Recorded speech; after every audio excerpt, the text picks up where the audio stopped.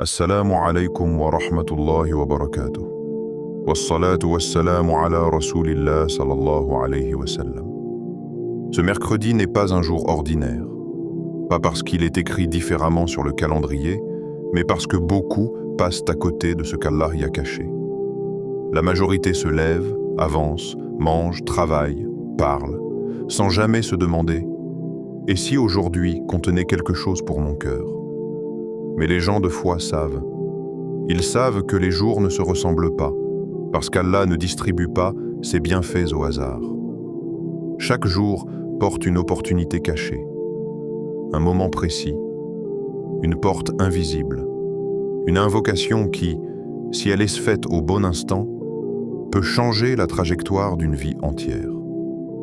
Le prophète, que la paix et le salut d'Allah soient sur lui, ne vivait pas les journées comme des répétitions. Il accordait une importance particulière au temps, aux instants, aux moments où le ciel est plus proche que d'habitude. Et ce mercredi, ce n'est pas un hasard si tu es là maintenant. Allah t'aurait pu te laisser faire défiler sans t'arrêter. Il aurait pu te faire tomber sur autre chose.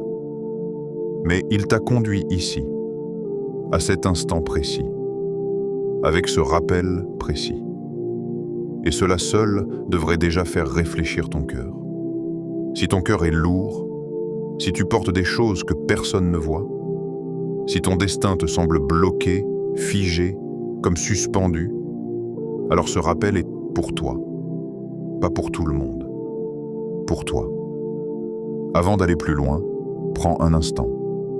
Si ton cœur ressent quelque chose, si tu te dis intérieurement « j'avais besoin d'entendre ça », alors abonne-toi. Pas comme un simple clic, mais comme un engagement silencieux. Je choisis de nourrir mon cœur avec des rappels qui me rapprochent d'Allah. Et écris un mot en commentaire. Un seul suffit. Par exemple, Ya Allah. Pas pour les gens, mais comme un témoignage entre toi et lui. Et si tu connais quelqu'un qui traverse un mercredi difficile, quelqu'un dont le cœur est fatigué, partage-lui ce rappel. Parfois, un partage vaut plus qu'un long discours. Reste bien jusqu'à la fin.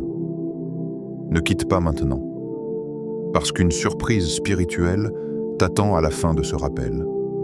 Quelque chose que beaucoup ignorent, mais que ceux qui restent découvrent toujours au bon moment. Le prophète, que la paix et le salut d'Allah soient sur lui, a enseigné à sa communauté que certaines invocations étaient exaucées à des moments précis. Et parmi ces moments, le mercredi occupe une place que peu connaissent vraiment. Ce n'est pas un jour vide, c'est un jour discret. Un jour qui agit dans le silence. Un peu comme Allah Tout-Puissant quand il change les destins. Sans bruit, sans annonce, sans prévenir. Peut-être que ce mercredi sera celui où Allah allégera ton cœur sans que personne ne le remarque. Peut-être que ce sera celui où une porte commencera à s'ouvrir lentement. Peut-être que tu ne verras rien aujourd'hui, mais que tu comprendras plus tard. Car les vraies transformations ne font pas de bruit. Elles commencent souvent par un simple rappel, un moment d'écoute sincère, un cœur qui s'arrête quelques minutes pour Allah. Et ce mercredi, ce moment, est maintenant. Pourquoi le mercredi est un jour particulier? Le mercredi est l'un de ces jours que beaucoup traversent sans s'arrêter, sans se poser de questions, sans jamais soupçonner qu'il puisse porter en lui une particularité spirituelle. Il arrive discrètement, coincé entre le début et la fin de la semaine, souvent perçu comme un jour neutre, sans identité, sans poids symbolique. Pourtant, dans la vie du croyant, rien n'est neutre. Les jours passent, mais ils ne se ressemblent pas, car Allah, exalté soit-il, a créé le temps avec sagesse, et il a placé dans certaines heures, certains jours, certaines périodes, des ouvertures que seuls les cœurs attentifs perçoivent. Le prophète, que la paix et le salut d'Allah soient sur lui, n'a jamais vécu les jours comme de simples successions mécaniques. Il observait le temps, respectait les moments, et accordait une attention particulière aux instants où la miséricorde d'Allah se manifeste plus largement. Parmi ces instants, les savants ont rapporté un fait qui mérite réflexion. Le prophète, que la paix et le salut d'Allah soient sur lui, invoquait le mercredi entre le Dour et le Asr. Et ses invocations étaient exaucées. Ce n'est pas une anecdote légère, ni une parole isolée. C'est un enseignement transmis, rapporté, étudié et jugé khasn par des savants reconnus. Cela signifie que ce moment précis n'était pas choisi au hasard. Le prophète, que la paix et le salut d'Allah soient sur lui, qui ne parlait pas sous l'effet de la passion, savait quand invoquer, comment invoquer, et surtout quand les portes du ciel étaient en plus proche de la terre.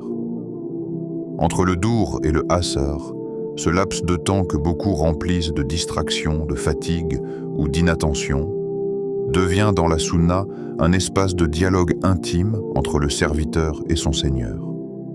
Ce mercredi-là, le prophète, que la paix et le salut d'Allah soient sur lui, invoquait, non pas parce que le jour en lui-même avait un pouvoir autonome, mais parce qu'Allah, exalté soit-il, avait placé dans ce moment une sagesse, une ouverture, une réponse. Et lorsque le prophète, que la paix et le salut d'Allah soient sur lui, répétait un acte sans l'expliquer longuement, c'est souvent parce que l'acte lui-même était un enseignement silencieux. Aujourd'hui, ce mercredi 4 février 2026, tu te tiens devant ce même héritage spirituel.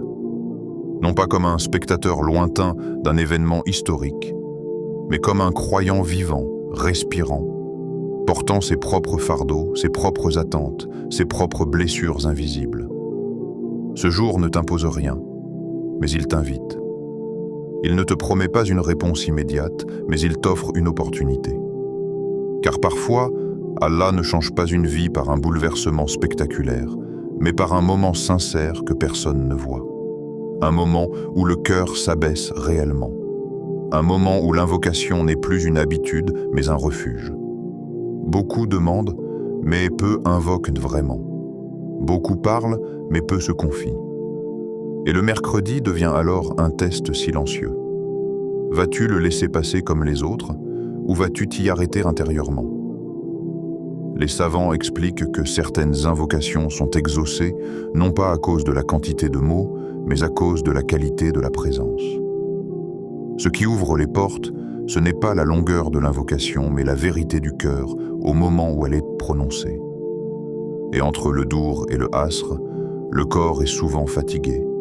L'âme est plus fragile, les masques tombent. C'est souvent là que la sincérité apparaît. Peut-être est-ce pour cela que ce moment a été choisi. Peut-être est-ce pour cela que tant de croyants, sans le savoir, ont vu leurs situations évoluer après des mercredis qu'ils n'avaient pas planifiés. Car parfois, Allah exalté soit-il agit après que tu aies cessé d'attendre. Il agit quand tu déposes ton affaire sans condition. Il agit quand tu dis intérieurement « Ya Allah, je ne comprends pas, mais je te fais confiance ». Ce mercredi n'est pas là pour t'ajouter une pression spirituelle de plus. Il est là pour te rappeler que même au milieu de la semaine, même quand tout semble ordinaire, Allah, exalté soit-il, peut décider que ce jour devienne un tournant.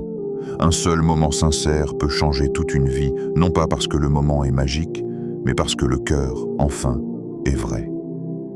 Les noms d'Allah, des clés, pas de simples mots. Quand Allah dit dans le Coran, c'est à Allah qu'appartiennent les plus beaux noms, invoquez-le par eux, il ne s'agit pas d'une invitation poétique, ni d'une simple information théologique.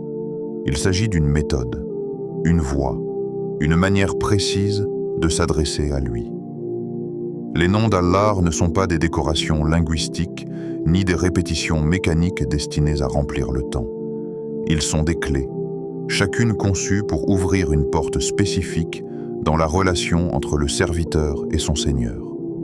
Trop souvent, les croyants connaissent les noms d'Allah de manière superficielle. Ils les récitent sans les vivre. Ils les mémorisent sans les laisser agir sur leur cœur. Pourtant, chaque nom porte une lumière particulière. Chaque nom répond à un besoin précis de l'âme humaine. Quand Allah se nomme Ar-Rahman, ce n'est pas seulement pour être connu, c'est pour être invoqué dans la miséricorde. Quand il se nomme Al-Fattar, ce n'est pas pour être admiré, c'est pour être appelé quand tout semble fermé. Invoquer Allah par ses noms, c'est reconnaître que tu ne demandes pas au hasard, mais que tu t'adresses à celui qui détient exactement ce dont tu as besoin. Les savants expliquent que l'invocation par les noms d'Allah est l'une des formes les plus élevées de doua, car elle combine la connaissance, la foi et la dépendance totale. Tu ne dis pas seulement « Ya Allah », tu dis « Ya Allah » en sachant qui il est dans ce que tu traverses. Et c'est là que la transformation commence. Car quand tu invoques Allah sans comprendre ses noms, tu demandes. Mais quand tu l'invoques par ses noms, tu te confies. Il y a une différence immense entre demander quelque chose et se remettre à quelqu'un. Les noms d'Allah agissent comme des miroirs. Ils révèlent aussi ton état intérieur. Si tu invoques souvent Al-Ghafour, c'est que ton cœur porte un poids. Si tu invoques souvent Ar-Razzaq, c'est que ton âme cherche la sécurité. Si tu invoques souvent Al-Hakim, c'est que tu luttes avec l'incompréhension. Et Allah, exalté soit-il, aime être invoqué par ses noms, parce que cela montre que le serviteur ne se contente pas d'un secours, mais qu'il cherche une relation consciente.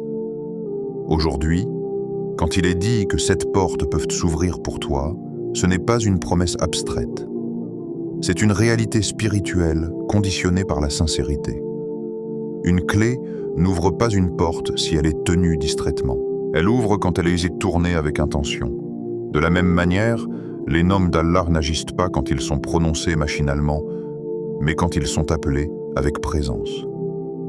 Beaucoup répètent, peu ressentent. Beaucoup récitent, peu s'arrêtent. Pourtant, Allah n'a jamais exigé la perfection du langage, mais la vérité du cœur. Quand tu dis un nom d'Allah en comprenant ce qu'il signifie, ton invocation change de nature. Elle devient un acte de foi vivant. Elle devient une reconnaissance de ta faiblesse et de sa perfection. Et c'est là que les portes commencent à bouger, parfois lentement, parfois silencieusement, parfois d'une manière que tu ne reconnaîtras qu'après coup. Les noms d'Allah ne forcent pas les choses, ils les alignent. Ils ne violent pas le destin, ils le réorientent. Et plus tu les invoques avec conscience, plus ton cœur se transforme avant même que ta situation extérieure ne change. Car Allah commence souvent par réparer l'intérieur avant de toucher l'extérieur. Celui qui invoque les noms d'Allah avec sincérité ne repart jamais vide, même s'il ne reçoit pas ce qu'il attendait. Il repart avec ceux dont il avait réellement besoin, même s'il ne le comprend pas encore. Le premier nom, Ar-Rahman, le tout miséricordieux. Il y a des moments dans la vie où tout semble dur, non pas seulement extérieurement, mais à l'intérieur. Des moments où l'on continue d'avancer, de parler, de sourire parfois, mais où le cœur, lui, est fatigué. Pas fatigué physiquement, mais fatigué de porter, de supporter, de patienter. C'est souvent dans ces moments que le nom Ar-Rahman devient plus qu'un mot, plus qu'un nom parmi d'autres. Il devient un refuge. Quand tu dis « Ya Rahman », tu n'appelles pas simplement Allah par un de ses noms, tu rappelles à ton cœur une vérité essentielle. La miséricorde d'Allah n'est pas une réaction, elle est un fondement. Elle ne dépend pas de ton état parfait, ni de ta constance, ni même de ta compréhension. Elle précède tout. Elle précède ta faute, ta chute, ton regret, ta faiblesse. Allah ne commence pas par la colère, il commence par la miséricorde. C'est pour cela que chaque sourate du Coran, ou presque, s'ouvre par Ar-Rahman Ar-Rahim, comme si Allah rappelait aux serviteurs, avant même qu'ils ne lisent, avant même qu'ils ne comprennent, avant même qu'ils n'obéissent parfaitement, « Je suis d'abord miséricordieux ». Quand tout semble dur, ce n'est pas toujours parce qu'Allah est loin. Parfois, c'est parce que le cœur a oublié comment se reposer sur sa miséricorde. Nous vivons dans un monde qui exige, qui presse, qui juge, qui compare. Et sans s'en rendre compte, le croyant peut finir par penser qu'Allah fonctionne de la même manière, qu'il faut mériter chaque regard, chaque secours, chaque apaisement. Mais Ar-Rahman n'est pas un homme conditionnel. Il n'est pas réservé aux forts, aux constants, aux irréprochables. Il englobe le croyant et le non-croyant, l'obéissant et le fautif. celui qui comprend et celui qui ne comprend pas encore. La miséricorde d'Allah est si vaste qu'elle nourrit même ceux qui le renient. Alors comment imaginer qu'elle se fermerait à celui qui l'invoque, même brisé, même confus, même faible? Quand tu répètes « Ya Rahman », laisse ce nom descendre lentement dans ton cœur. Ne le précipite pas. Ne le récite pas comme une formule à terminer. Dis-le comme on appelle quelqu'un en qui on a enfin confiance. Dis-le quand tu n'as plus d'arguments. Dis-le quand tu n'as plus de force. Dis-le quand tu ne sais même plus exactement ce que tu demandes. La miséricorde d'Allah ne demande pas de clarté parfaite, elle demande de la sincérité. Beaucoup souffrent en silence. Ils ne parlent pas. Ils n'expliquent pas. Ils continuent. Et parfois, cette douleur muette devient lourde, presque invisible. Même à leurs propres yeux, Ar-Rahman est le nom qui atteint ce qui ne se dit pas, ce qui ne s'exprime pas, ce qui ne se formule pas correctement. Ce que tu n'arrives pas à nommer, Allah le connaît déjà. Et sa miséricorde ne cherche pas une justification. Elle cherche un cœur ouvert. Le prophète, que la paix et le salut d'Allah soient sur lui, a enseigné que la miséricorde d'Allah est plus forte que celle d'une mère envers son enfant. Et pourtant, aucune mère n'attend que son enfant s'explique parfaitement avant de le prendre dans ses bras quand il pleure. De la même manière, Allah n'attend pas que tu sois rétabli pour t'envelopper de sa miséricorde. Il t'enveloppe pour que tu te relèves. Quand tu dis « Ya Rahman », rappelle-toi que même si ta situation ne change pas immédiatement, ton cœur, lui, est déjà sous une lumière différente. La douceur d'Allah ne fait pas toujours disparaître l'épreuve, mais elle empêche l'épreuve de te détruire. Elle te permet de respirer là où tu étouffais. Elle te permet de tenir là où tu pensais lâcher. Et parfois, cette douceur agit si silencieusement que tu ne t'en rends compte que plus tard, quand tu te surprends à aller mieux, sans savoir exactement quand cela a commencé. Ar-Rahman touche ce qui te fait mal en silence.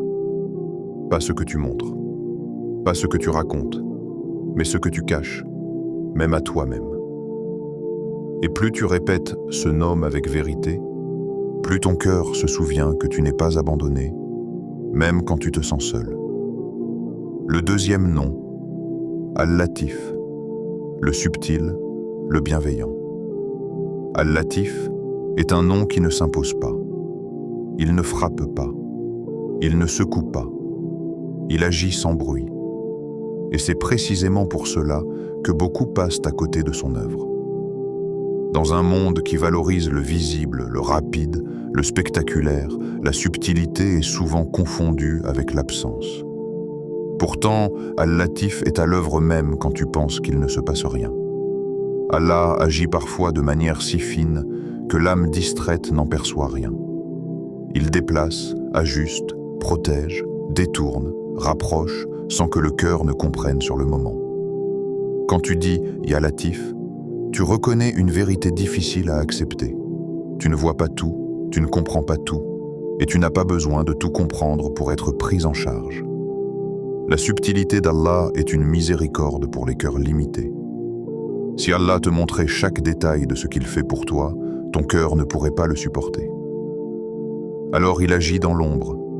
Il te retire certaines choses avant qu'elles ne te détruisent. Il te retarde certaines réponses avant qu'elles ne te nuisent.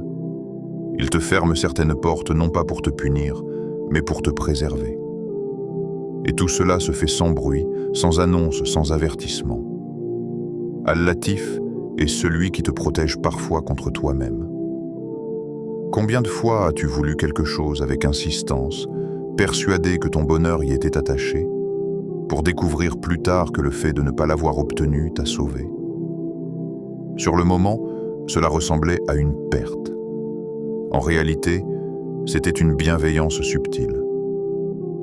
Invoquer Ya Latif, c'est apprendre à faire la paix avec l'incompréhension. Ce n'est pas facile. Le cœur humain veut des explications. Il veut des signes clairs. Il veut savoir pourquoi, quand, comment. Mais Allah ne se définit pas par la manière dont il satisfait ta curiosité. Il se définit par la perfection de sa sagesse. et sa sagesse dépasse ta vision. Al-Latif agit dans les détails que tu ne surveilles pas, dans les rencontres que tu crois ordinaires, dans les retards que tu crois inutiles, dans les chemins détournés que tu n'avais pas prévus. Et souvent, ce n'est qu'en regardant en arrière que tu comprends que chaque chose était à sa place. Mais pendant que tu traverses, tu es invité à faire confiance, pas à comprendre. Quand tu dis « Ya Latif », dis-le avec humilité.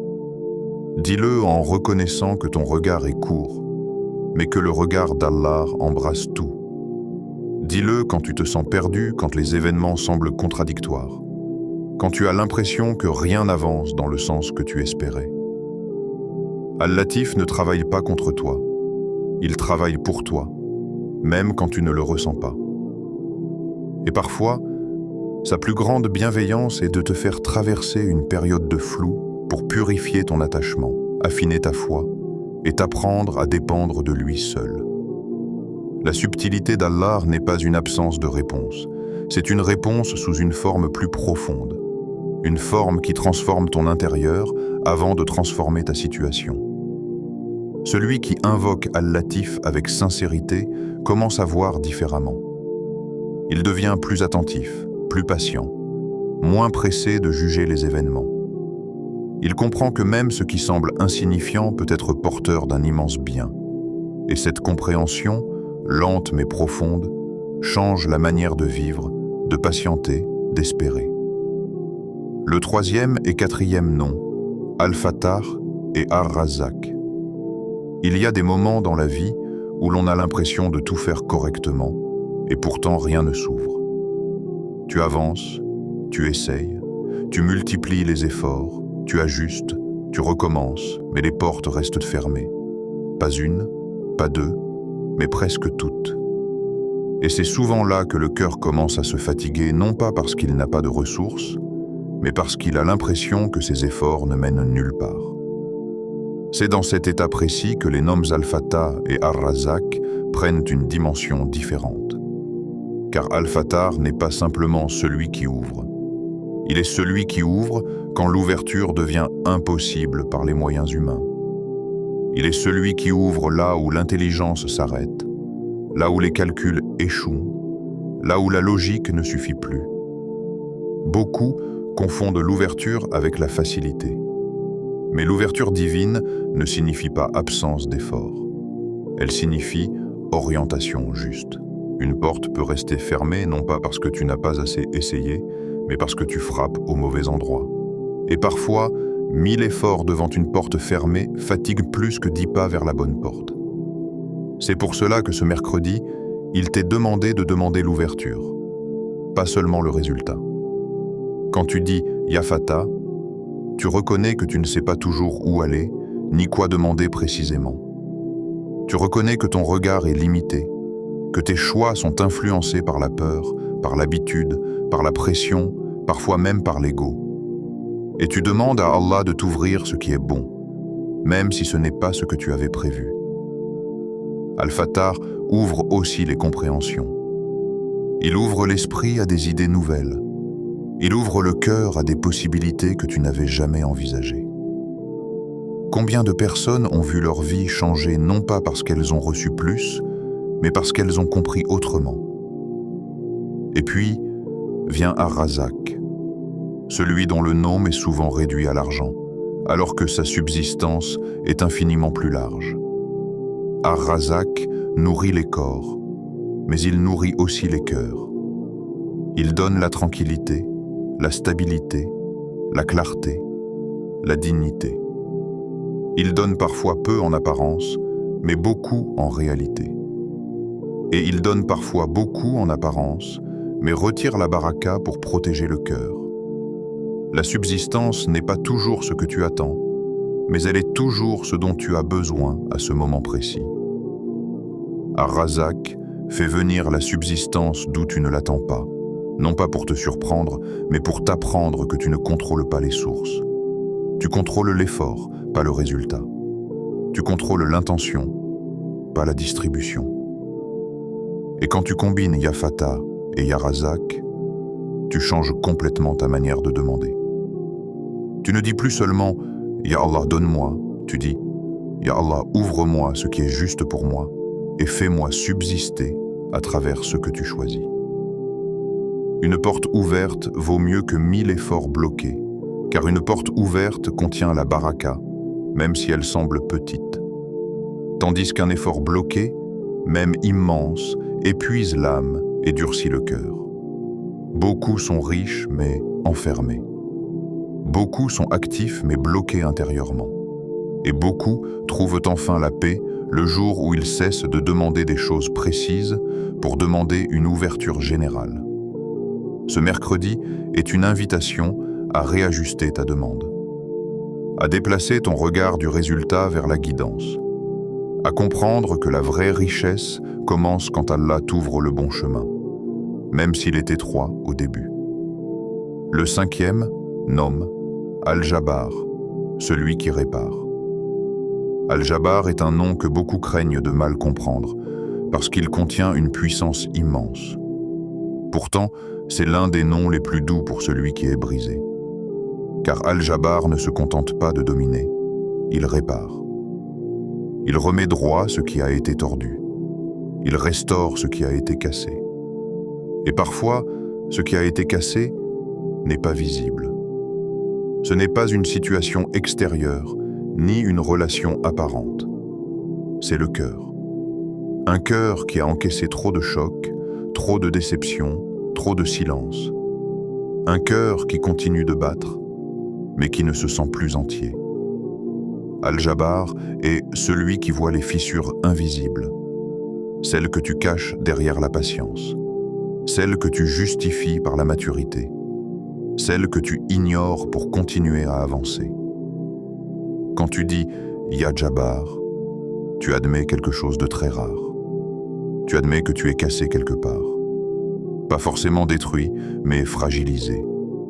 Et cette admission, loin d'être une faiblesse, est la porte de la réparation. Allah ne force pas la réparation sur un cœur qui prétend aller bien. Il répare ce qui se reconnaît blessé. Al-Jabbar ne juge pas la casse, il la prend en charge. Il ne te reproche pas d'être tombé, il te relève. Et parfois, sa réparation ne ressemble pas à ce que tu imaginais. Il ne revient pas toujours sur ce qui s'est passé. Il ne change pas toujours les événements passés. Mais il change leur impact sur toi. Il enlève la douleur excessive. Il transforme le regret en sagesse. Il transforme la faute en leçon. Même les erreurs que tu regrettes profondément ne sont pas hors de portée d'Al-Jabbar. Ce qui t'a fait honte peut devenir ce qui t'a rendu humble. Ce qui t'a brisé peut devenir ce qui t'a rapproché d'Allah. Et si tu es fatigué intérieurement, pas fatigué de faire, mais fatigué d'être, alors ce nom est un baume. Pas un anesthésiant qui te rend insensible, mais un soin qui agit en profondeur. Al-Jabbar prend le temps. Il ne répare pas à la va-vite. Il ne masque pas les fissures. Il reconstruit avec solidité. Et parfois, pendant qu'il répare, tu as l'impression que rien ne change. Parce que la réparation se fait à l'intérieur, là où personne ne regarde. Mais un jour, tu te surprends à réagir différemment. À ne plus tomber là où tu tombais avant. À ne plus souffrir là où tu souffrais avant. Et tu comprends alors que la réparation avait commencé bien avant que tu ne t'en rendes compte. Invoquer Ya Jabbar, c'est accepter que la guérison soit un processus, pas un instant.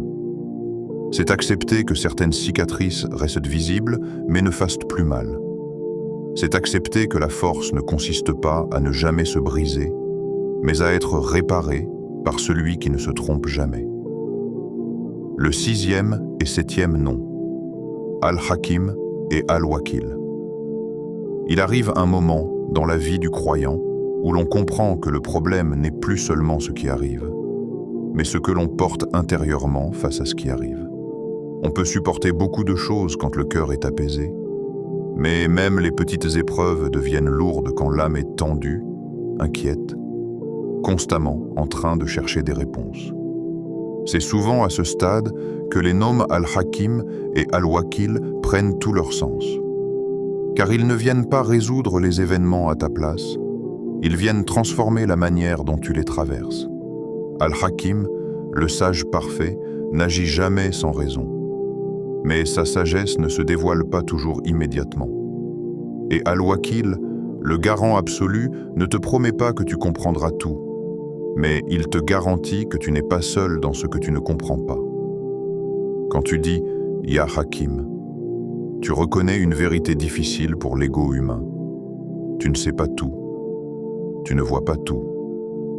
Tu n'as pas accès à l'ensemble du tableau. Tu ne vois qu'un fragment, souvent flou, souvent chargé d'émotions. Allah, lui, voit l'ensemble. Il voit le début, la fin, les conséquences visibles et invisibles. Il voit ce que cette épreuve enlève, mais aussi ce qu'elle protège. Il voit ce qu'elle retarde, mais aussi ce qu'elle évite. La sagesse d'Allah n'est pas toujours confortable, mais elle est toujours juste. Et beaucoup de souffrances viennent du fait que le cœur veut comprendre avant de se soumettre. Or, la foi n'est pas une compréhension totale, c'est une confiance progressive. Al-Hakim t'invite à lâcher cette exigence intérieure qui te pousse à vouloir tout expliquer, tout maîtriser, tout anticiper. Il t'invite à accepter que certaines réponses viendront plus tard et que d'autres ne viendront peut-être jamais dans cette vie. Mais cela ne signifie pas qu'elles n'existent pas. Cela signifie simplement que ton cœur n'a pas besoin de tout savoir pour être en sécurité. Et c'est là qu'Al-Wakil entre en scène. Car confier son affaire à Allah, ce n'est pas abandonner l'effort, c'est abandonner l'angoisse. C'est continuer à faire ce qui est juste, tout en déposant le poids du résultat. Quand tu dis « Ya Wakil », tu dis implicitement « Ya Allah, je fais ce que je peux, mais je te laisse ce que je ne contrôle pas ». Et cette phrase, si elle est sincère, change tout. Elle enlève au cœur une charge invisible mais écrasante, celle de croire qu'il doit tout porter seul. Beaucoup sont fatigués non pas parce qu'ils font trop, mais parce qu'ils portent trop intérieurement. Ils portent la peur de l'échec, la peur du retard, la peur de la perte, la peur de décevoir. Al-Wakil vient libérer le cœur de cette accumulation silencieuse. Il ne supprime pas les responsabilités, mais il enlève l'angoisse qui les accompagne. Et quand Allah prend en charge ton affaire, ton cœur se repose, même si la situation extérieure n'a pas encore changé. Ce repos intérieur est un signe immense. Il est souvent le premier cadeau avant la résolution, car Allah commence par stabiliser ton cœur avant de transformer ta situation. Et ce mercredi, tu es invité à lui confier précisément ce que tu contrôles mal. Pas ce que tu gères bien, pas ce que tu maîtrises déjà, mais ce qui te fait perdre le sommeil, ce qui revient dans ton esprit quand tout est silencieux, ce qui te donne cette sensation d'impuissance que tu n'aimes pas admettre. Dis Ya Hakim quand tu ne comprends pas. Dis Ya Wakil quand tu n'en peux plus de porter seul. Et observe comment, petit à petit, ton cœur apprend à respirer différemment. À réciter ce mercredi Ya Allah par tes plus beaux noms, par ta sagesse parfaite et ta prise en charge totale, ouvre ce que nul ne peut ouvrir sauf toi. Ouvre nos cœurs à la confiance, ouvre nos chemins à ce qui est bon pour nous, même quand nous ne le comprenons pas encore. Ya Allah, change notre destin vers ce qui te satisfait, même si cela passe par des détours que nous n'avions pas choisis. Apaise nos cœurs quand ils sont lourds, allège nos pensées quand elles deviennent trop nombreuses, efface nos fautes qui nous empêchent d'avancer sereinement. Ya Allah, fais de ce mercredi un tournant vers le bien, un jour où quelque chose s'apaise, un jour où quelque chose commence, un jour dont nous ne verrons peut-être pas tout de suite les fruits, mais qui portera ta bénédiction. Min. Ne sous-estime jamais une invocation sincère, ne sous-estime jamais une invocation faite avec un cœur vrai. Même si elle te semble faible, même si elle te semble répétitive, même si elle te semble maladroite. Ce n'est pas la perfection des mots qui touche le ciel, c'est la vérité de l'intention. Peut-être que ce mercredi sera celui dont tu te souviendras toute ta vie. Pas parce qu'un événement spectaculaire se sera produit, Pas parce que tout aura changé en un instant, mais parce qu'Allah aura commencé quelque chose en secret. Quelque chose que toi seul ressentiras. Un apaisement nouveau, une clarté discrète, une force tranquille. Et parfois, ce sont ces changements invisibles qui transforment le plus profondément une vie. Allah exalté soit-il agit souvent loin des regards, mais jamais loin des cœurs. Si ce rappel a touché ton cœur, même légèrement, ne le garde pas pour toi. Like cette vidéo pour soutenir ce rappel. Partage-la à quelqu'un qui traverse peut-être ce mercredi avec un cœur lourd. Abonne-toi à Voix de la Sunna et active la cloche, non pas par habitude, mais par intention. Celle de nourrir ton cœur régulièrement avec ce qui le rapproche d'Allah. Car le prophète, que la paix et le salut d'Allah soient sur lui, a dit « Celui qui montre une bonne voie aura la même récompense que celui qui la suit. » Qu'Allah te récompense, apaise ton cœur et fasse de toi une cause de bien, visible ou invisible.